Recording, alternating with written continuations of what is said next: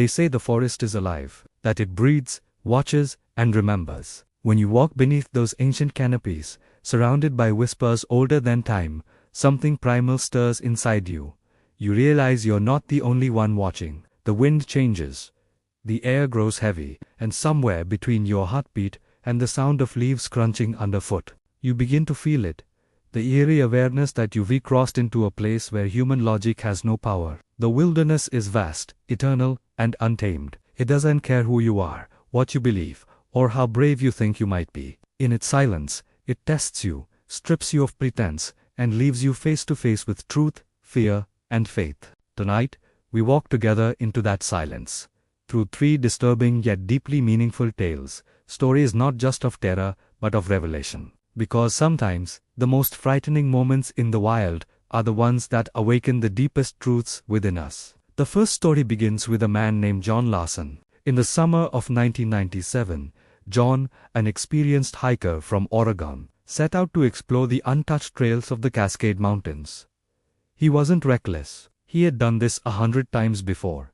He packed food, maps, a compass, and even a flare gun. But as every woodsman learns eventually, there are places where preparation means nothing, and intuition means everything. 2 days into his journey, as he followed a narrow path, shaded by towering pines, he began to sense something strange. It wasn't the sound of animals or the trickle of water. It was silence. The kind of silence that hums, heavy and alive, pressing against your skin.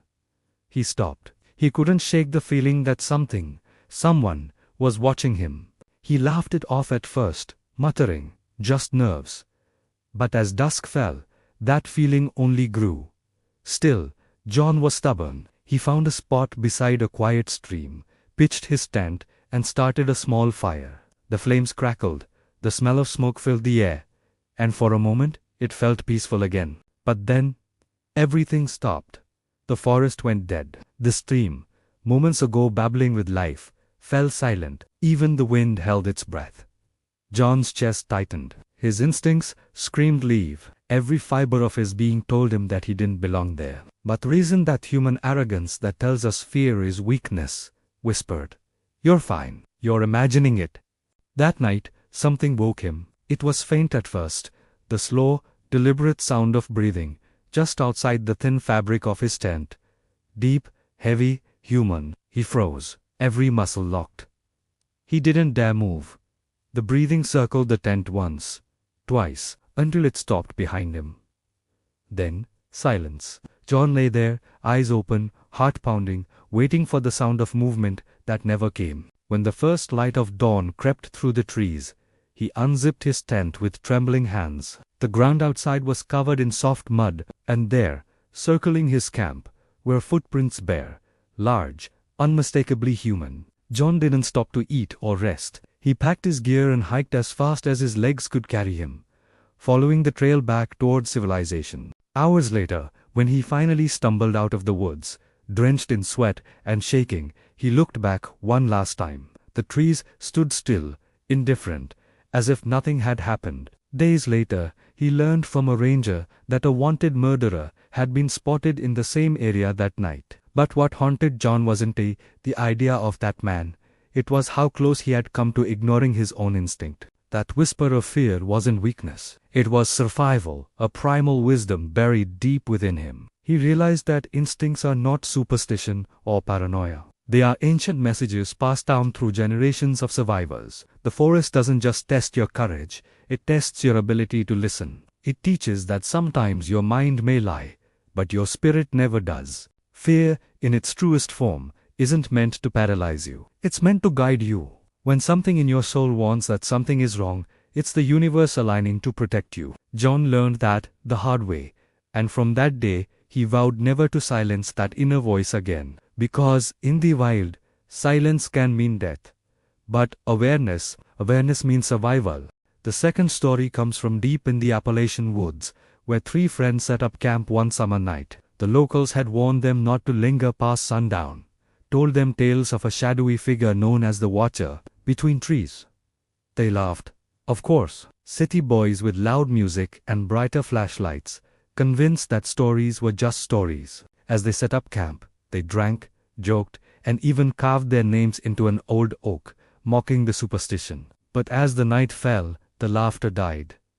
The fire dimmed without reason, and the woods began to breathe again, slow, deep, and cold. One of them, Matt, noticed the trees. They looked different, somehow, closer.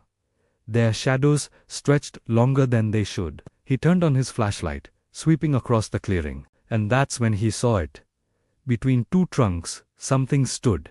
A figure, tall and still, darker than night itself. He blinked, and it was gone. The others laughed nervously, saying he was seeing things. But when they woke the next morning, every tent zipper had been opened. Their carved names were gone, scraped away as if the tree had healed overnight. They left in silence, too afraid to speak of it. A week later, they returned with a ranger who told them something that chilled them to their bones. The area had once been a sacred burial ground, centuries before the forest reclaimed it. The ranger's words echoed like a warning. Respect what you can't see, boys. The forest always remembers who mocks it. That story isn't just about the supernatural. It's about respect. There are forces in this world, natural, spiritual, unseen, that deserve reverence, not arrogance. Whether it's the wilderness or the human heart, what you fail to respect will one day remind you of its power. The third story tells of a woman named Alice, who lost her way in the mountains of Montana after her GPS failed. Night fell faster than she expected, and soon she found herself surrounded by pitch-black darkness, the kind that consumes sound, that turns every breath into thunder. Panic clawed at her chest, but she remembered her grandfather's words. Fear means you're alive. Listen to it. Don't fight it. She sat down, slowed her breathing, and looked up. Through the gaps in the trees, the stars shone like ancient beacons. She oriented herself by the North Star, walked slowly, carefully, letting her fear guide her instead of control her. By dawn, she stumbled onto a dirt road where rangers found her dehydrated but alive. Fear didn't destroy her, it saved her. That's the truth we often forget. Fear isn't your enemy, it's your most honest friend. It wakes you, sharpens you, makes you appreciate every breath you take once the danger has passed. Fear teaches gratitude, because only when you've faced death do you truly understand the value of life. Another story tells of a hunter stranded in the Alaskan wilderness after his ATV broke down. With no more signal, no food, and no help for miles, he faced 4 long nights alone. At first, the isolation drove him to madness. The noises, the shadows, the whispers of the wind that sounded like voices. But by the second night, something shifted. The fear melted into reflection. He thought about his life, the choices, the people he'd hurt, the words he never said. He realized that the wilderness was not punishing him. It was revealing him. Isolation is not always the enemy. It is the mirror of the soul. Sometimes we need to be alone to face the quiet, to truly meet ourselves. The hunter was rescued days later, but he came back, changed, softer, humbler, and more alive than before. In another part of the world, a logger desecrated a burial site deep in British Columbia. Locals warned him to stop, but greed deafened him. Days later, he vanished. All they found were his tools, and claw-like marks etched into the trees, shaped like human hands. Whether that was a curse or karma, no one knows. But it reminds us that the forest remembers. Every act, good or evil, echoes. Every wound we inflict on nature, or each other, finds its way back to us. The wilderness doesn't forget. Then there was a Boy Scout, lost in the Smoky Mountains after a sudden storm. He spent hours running, crying, fighting the woods, but exhaustion won. Finally, he stopped. He sat by a stream and whispered, "If I'm meant to live, help me." He stopped resisting. He surrendered. Hours later, rescuers found him, guided by the reflection of his flashlight in the water. Sometimes, surrender is strength. Sometimes, letting go is what brings you home. A night photographer once captured a chilling image in Yosemite, 2 glowing eyes staring back from the darkness. Terrified, he fled, convinced he had seen something unholy. Months later he returned, heart racing, determined to face the darkness again. When he recreated the photo, he realized the eyes were reflections from his own flashlight in the lens. The fear that haunted him had been his own reflection. That night, he learned that the dark isn't always the enemy.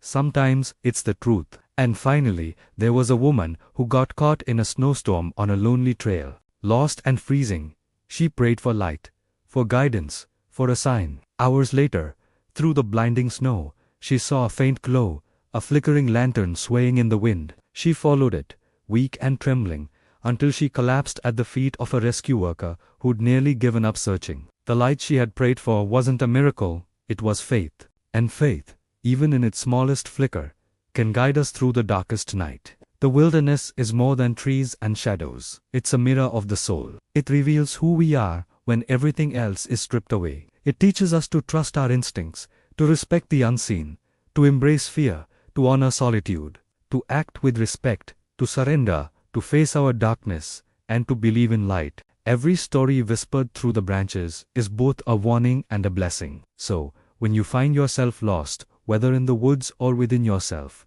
remember, listen to that quiet voice inside. It knows the way home. Trust it.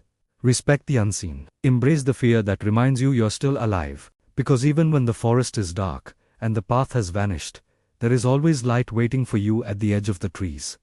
May courage guide your steps. May wisdom guard your heart. And may faith steady, unwavering, and eternal lead you safely through every shadow. Amen.